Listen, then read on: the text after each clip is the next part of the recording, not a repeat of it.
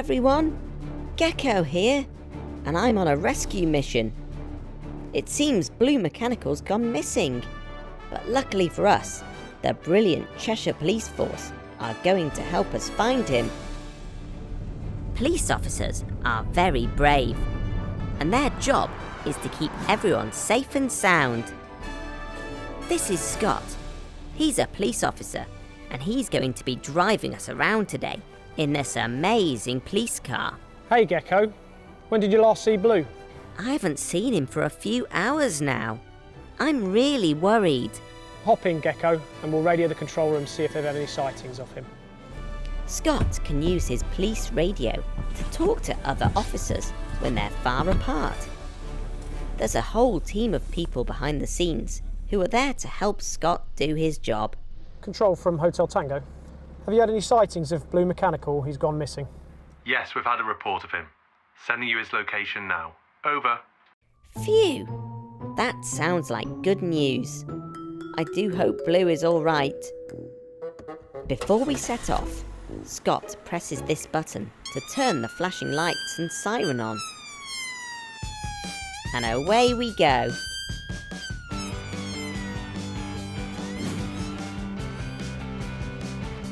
The sirens and flashing lights are used to help cars all around see and hear the police coming.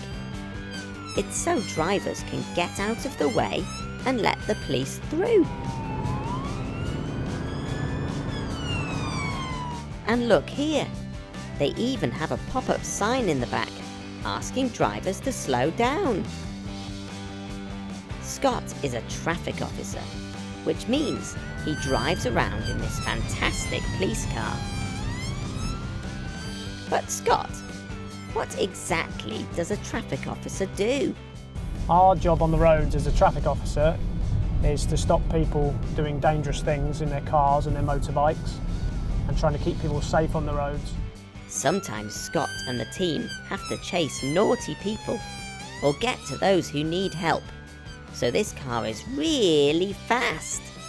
And because the police are here to keep us all safe, they're even allowed to go through red traffic lights during emergencies.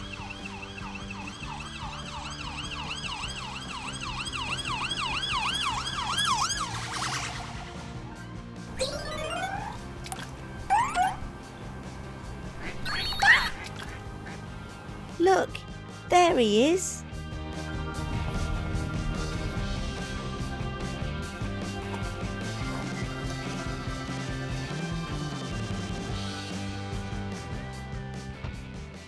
Blue, we were so worried about you. Are you okay? Blue, it's very important never to go off by yourself. You might get lost. It can also be very dangerous going this close to the water without a grown-up. Remember, you can't swim, Blue. Come on, Blue, hop in. We'll give you a lift down to the station.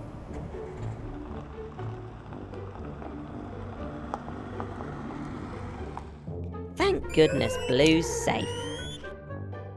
These amazing cars that helped us find Blue take a lot of looking after too. When we get back to the station, let's head round to the maintenance unit and take a look. A maintenance unit is a bit like Gecko's garage, but this one just looks after police cars. What do you think, Blue? Pretty cool, huh? Now stay out of trouble whilst I have a look around.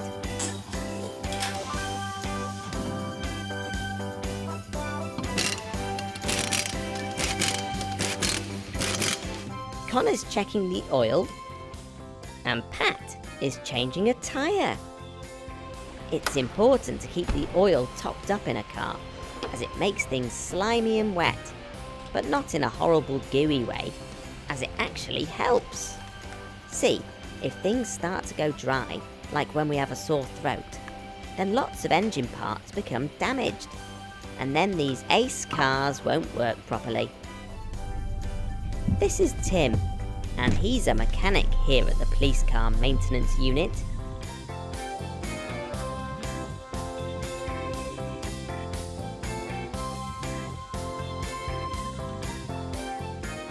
Hey Gecko, What are you doing today, Tim?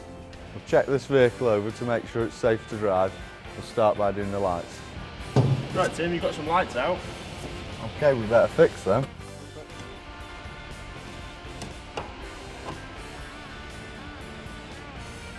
That's better.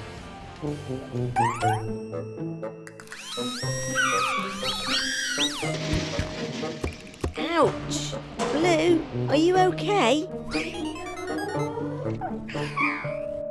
To get a better look underneath the car, the mechanics can use this really strong hydraulic lift to raise it up. Hey, guys, can you drop it down a bit? I can't see. Okay, Connor, just send the ramp down. That'll do there.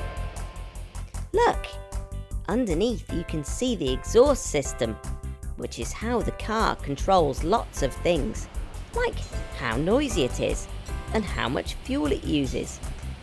It also carries dirty fumes from the engine towards the back of the car. And see here, these springs are called the suspension. This makes the ride along the road less bumpy for the passengers. Wow, there's just so much cool stuff hidden underneath a car.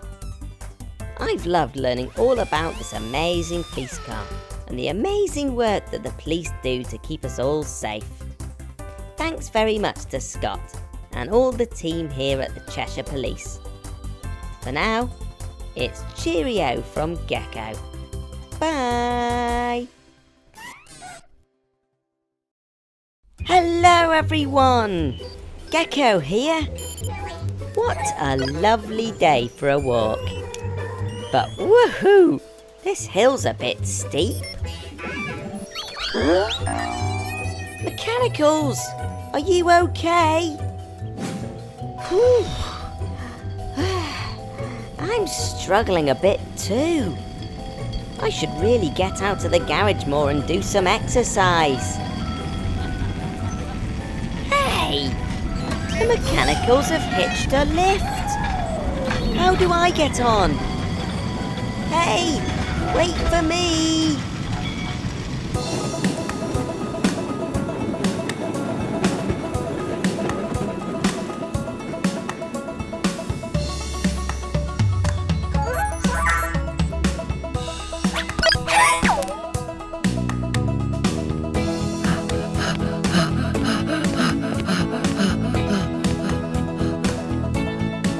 Hi Gecko, you okay? Welcome to the Great Orme Tramway. This is the halfway station. Halfway? You mean I'm not at the top yet?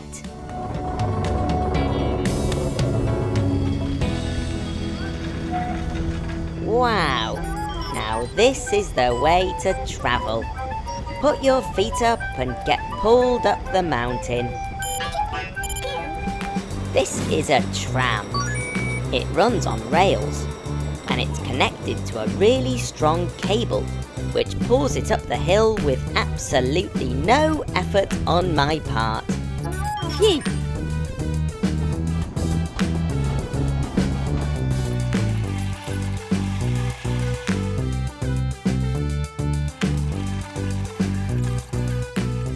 Wahey! We've reached the top. What a view! Up here, there's a cafe, a play area, and even an adventure golf course. Now, this tramway is very old. The Great Orme Tramway was built in 1902. That's over 100 years ago.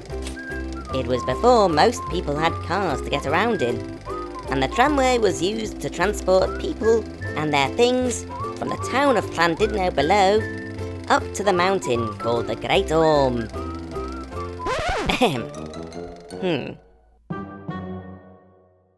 Let's take a closer look at how these trams work. What do you mean there's no engine? Excuse me, James. If there's no engine in the tram, how does it move up the hill? Good question, Gecko.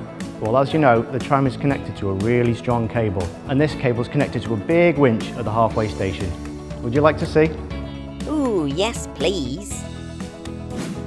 This is a winch. Wow, this is amazing. This big winch is really strong, and it winds the cable in, which pulls the tram up. But that's not the only help that the tram has. The tram climbing up the hill is also connected to the tram going down the hill.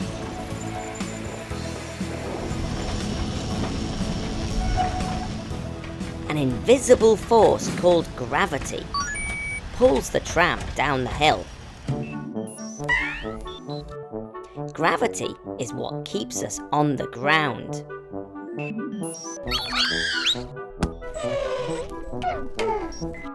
Oh dear, Blue. That's gravity for you. It's always pulling us towards the ground, with sometimes painful consequences, eh, Blue? What goes up must come down. Back to the trams. The weight of the tram going downhill helps to pull the other tram up the hill. That means the tram doesn't need an engine on board. Wowzers trousers.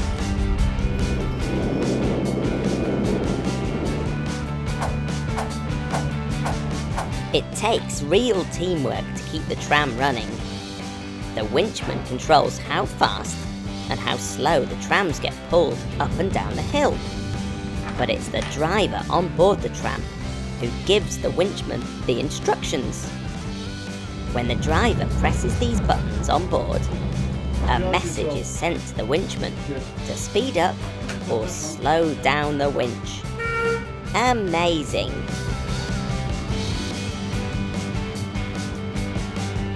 Whew, I'm exhausted. All of this learning has made me tired. I might have to leave my big walk until tomorrow. Thanks very much to James and everyone here at the Great Orme Tramway. It's cheerio from Gecko. Bye! Hello everyone! Gecko here. I'm here at Wigston Fire Station to meet a vehicle that's a really big deal.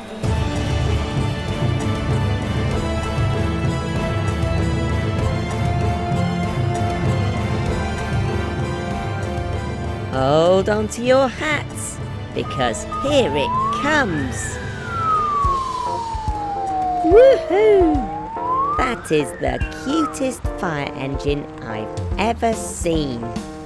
This is the mini fire engine, and it's used by the amazing firefighters here to teach children all about fire safety. This is Kane. He's a firefighter and the driver of this mini fire engine. It's got all the usual things you'd expect on board. Flashing lights, a siren, and a ladder. All in an itty-bitty teeny-tiny size. But best of all, it's got plenty of room in the back for children to have fun rides. Look at that! There's a pretend radio for making emergency calls. You can really see just how small the mini fire truck is when it's parked next to its big sister. This fire truck is big, and this one is small.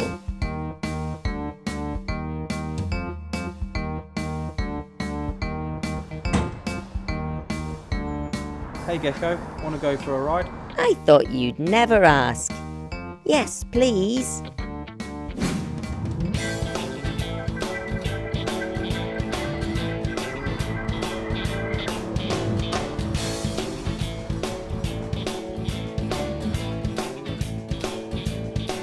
The mini fire truck is powered by electricity.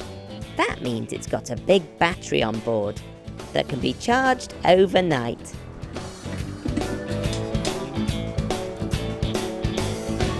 It's very easy to drive. Kane just puts his foot on the pedal and steers with the steering wheel. To turn on the flashing lights and sirens, he presses these buttons.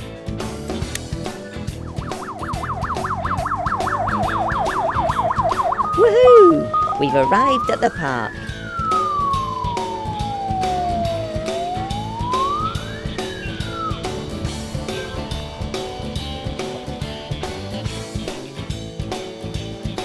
Kane, I think these children would like a ride.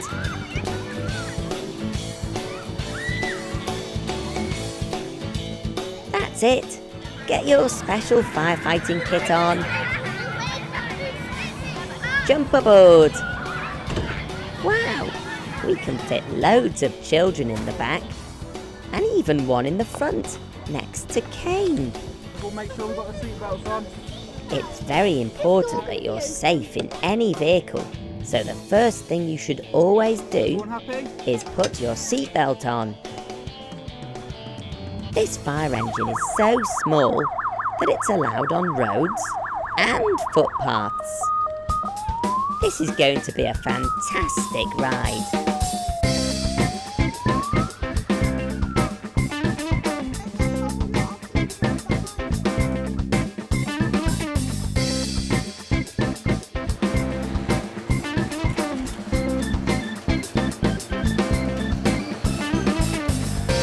Wave hello to everyone.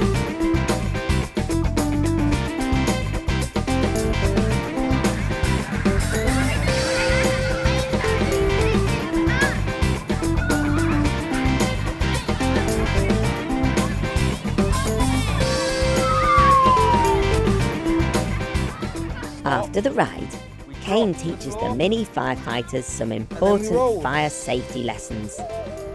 This one's called Stop, Drop and Roll. Fire is very dangerous, and if there's ever any fire on your clothes, you should stop, drop to the floor, cover your face, and roll around. I've loved spending the day with this amazing mini fire engine. Thanks very much to Kane and all of the team at Wigston Fire Station. For now, it's cheerio from Gecko. Bye! Hello everyone! Whoa, look at that! That isn't just any bus. That's a double-decker bus. Look, there's a downstairs and an upstairs. I'm just waiting at a bus stop for the next bus to arrive. All you have to do to catch a bus is put your hand out like this, and the bus will stop. This is Brian, and he's the driver of this bus. He sits in a place called the cab. Here it comes now. Brian presses the red button and the doors fold open. This bus is special because it can move up and down to let people get on more easily. Red Mechanical? Where have you been on this bus? You've been playing in the junkyard? Oh well, I hope you had fun. Come on, let's get on board. You can fit up to 75 people on this double-decker bus. I think I'm going to sit upstairs to see the lovely views.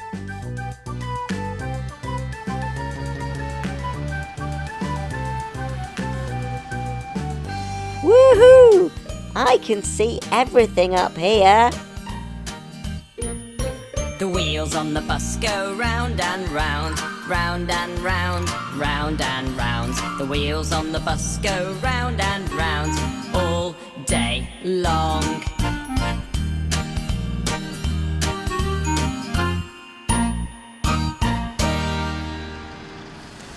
Here we are back at the bus depot. I'll just press the bell to ask the driver to stop.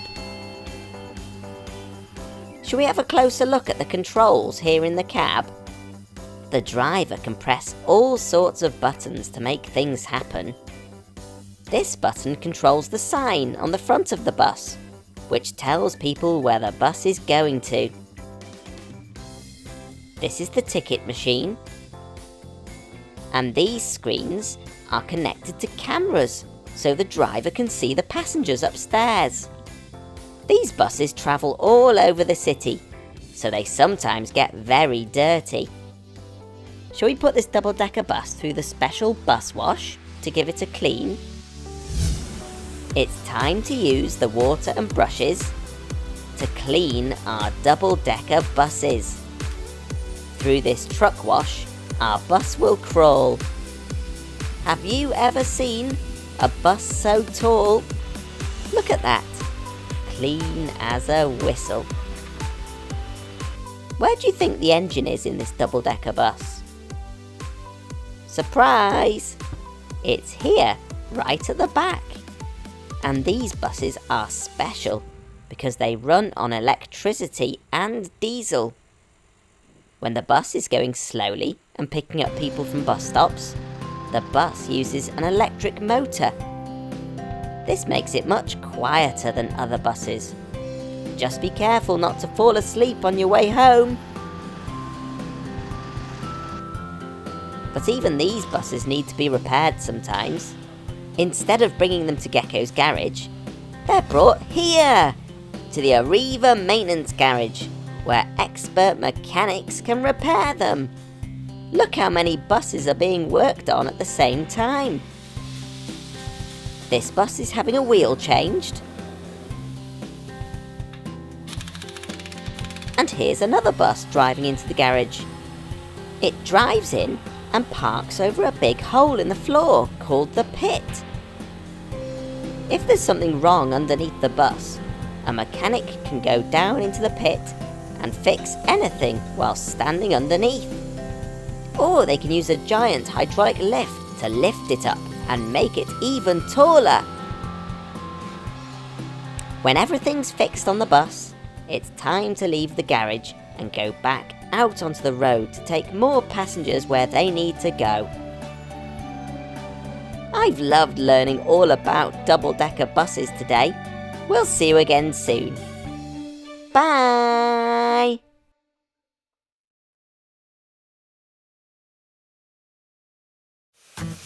Hello everyone. I love steam trains, so today is my lucky day. I'm in North Wales to go on a ride through the Snowdonia Mountains and learn all about these amazing machines. Woohoo! This train is just leaving the station now. Look at all that steam coming out. It's no wonder they're called steam trains. Many years ago, these trains were used to transport slate from up high in the mountains. But now they're just used to take lucky passengers on amazing train rides. Come on, let's get on board.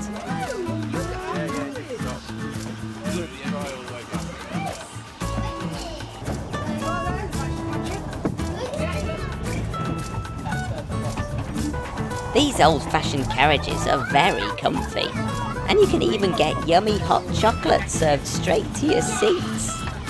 This train is the best. Just look at the amazing views out of the windows as we steam our way through the Snowdonia Mountains. Wow, it's beautiful here. We're all very clean and comfortable in here, but I wonder what it's like for the driver in the cabin up front. The part of the train that does all of the hard work is called the locomotive, and it's up to the driver and the fireman to keep the locomotive running and pulling all of those carriages and passengers. Steam trains run on coal, and the fireman has to shovel lots of it into the firebox to keep the engine running. This is Ian, and he's the driver of this locomotive. Ian, please can you tell us how coal makes the train go? So this is the coal we burn on our steam engine. Put it in the fire there. And we burn it, and that creates lots and lots of heat. and that heat we use to boil this water. It's just like boiling your kettle at home. It makes the steam come out the top, but we capture that steam and we send it to the front of this steam loco, and that makes us go. To make sure there's enough coal for the journey ahead, the crew have to load up the train's coal from the coal store at the station. This is hard, tiring and dirty work. All of the crew that work on the train are volunteers too, which means they don't get paid. They do it because they love the trains. This is Claire, and she's the fireman. It's her job to load the coal into the firebox and keep that fire roaring. And what I'm doing now is I'm making my fire bigger because we're pulling a very big train today, so it needs a nice big, very hot fire to be able to do that. I love steam trains because I just find them magical. As well as loading the coal into the train, it's just as important to make sure the train has plenty of water in the tank, because this is what gets turned into steam, which pushes the train forwards. The crew are topping up this train's tank with water now. Wow, this one's thirsty. Ian, how do you drive a steam train? We drive a steam train by making it go faster like that, and then this is the brake, and this is what we use to stop ourselves. So this lever here makes us go either forwards or backwards. And that is how you drive a steam train. Let's take a look at the different parts of a steam train. Here's the cab. This is where the driver and fireman drive the train and load the fire. Inside here is the firebox, which is really, really hot. Above the firebox sits the boiler, where the water is stored.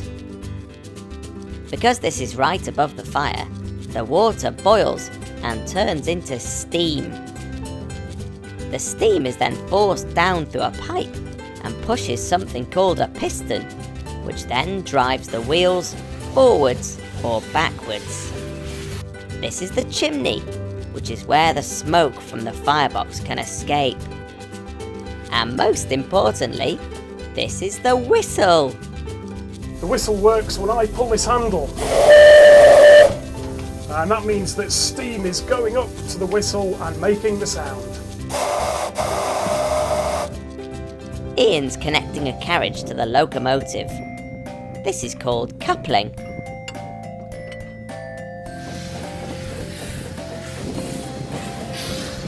Because these trains are very old, they take a lot of looking after, which is why the Festiniog and Welsh Highland Railway have their own special garage with an amazing team of engineers, mechanics, joiners,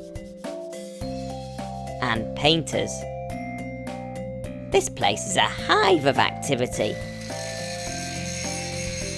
In here, they're building a brand new carriage from scratch. And in here, this is where the beautiful details on the outside of the carriage are painted on by hand.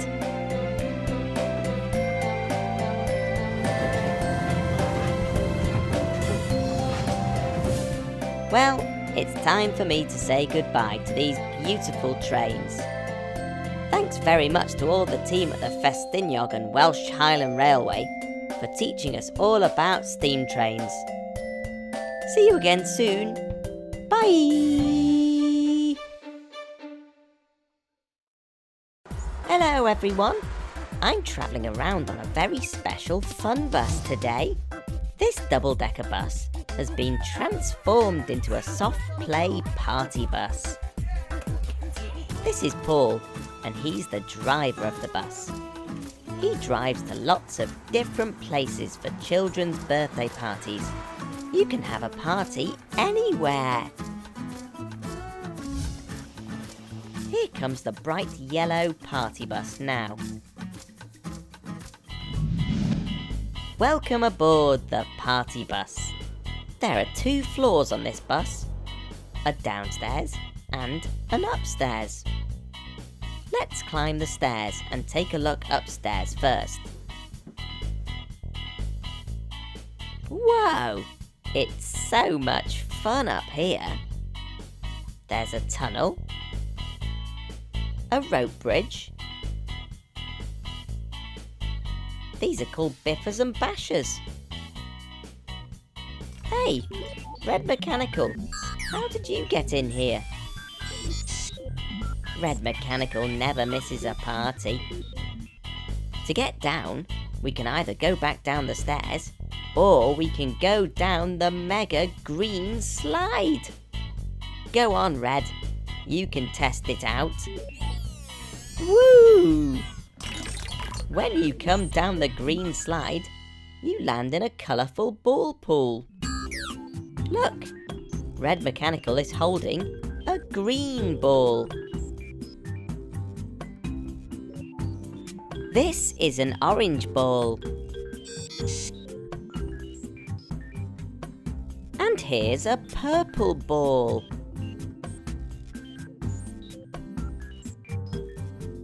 The fun doesn't stop there. Downstairs, there's more places to run around and climb. Paul's getting the bus ready for a party, so it's time to connect the bus to a generator. A generator is something that uses fuel to generate electricity. That means Paul can turn the disco lights and music on in the bus. Here come the kiddies now, ready to party. Put your shoes in there for me, please. You okay? See you in a minute.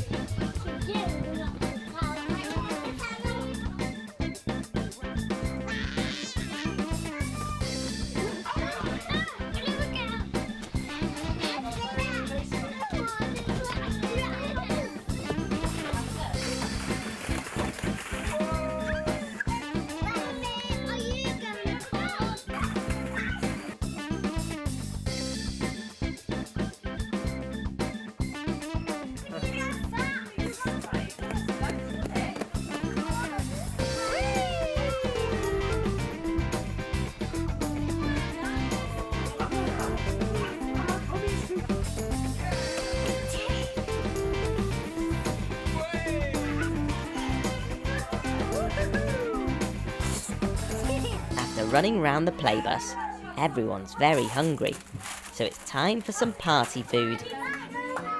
These tables upstairs are just right for enjoying some sandwiches. Paul places yellow paper plates on the table. 1, 2, 3, 4. And again. 1, 2, 3, 4 yellow paper plates. Now Paul is placing down orange drinks. 1, 2, 3, 4. And they need red straws. 1, 2, 3, 4. 4 red straws. Yum, yum.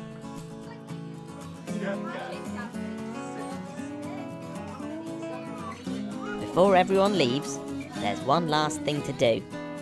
Give out the party bags. We can't have a party without party bags. Phew! After all that excitement, I'm ready for a lie down. Thanks very much to Paul for showing us around his fantastic double-decker party bus. We'll see you again soon. Bye!